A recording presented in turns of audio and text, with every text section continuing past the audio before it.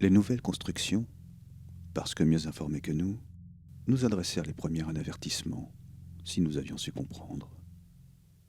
Quelques-unes parmi les plus hautes et les plus puissantes s'effondrèrent, ou sautèrent, je l'ignore, dès le jour suivant. Et un vent d'enfer, un vent phosphorescent, souffla.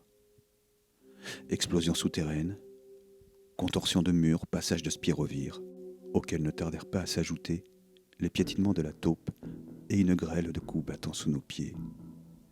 La ville fut remuée de fond en comble.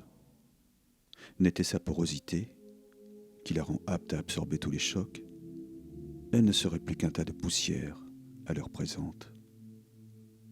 Les quelques ouvertures disséminées à travers les parois nous entourant se refermèrent aussitôt, et nous perdîmes tout contact avec la mer.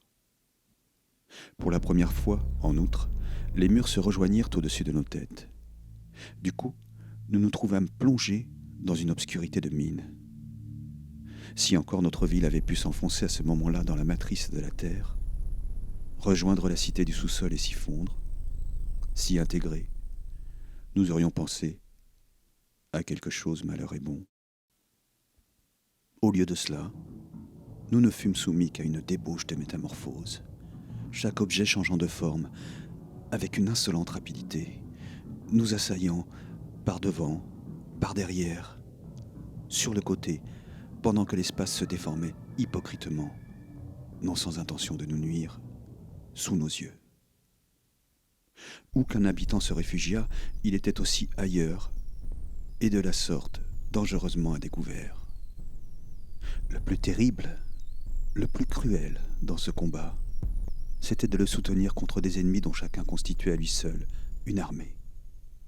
Aussi nous épuisions-nous en marche, contre-marche, course, assaut manqué, recul, volte-face.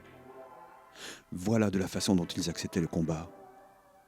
Ils comptaient abattre ainsi le plus grand nombre d'entre nous, non en attaquant, et en fait, ils y réussirent dans une large mesure. Il y eut quantité de disparus.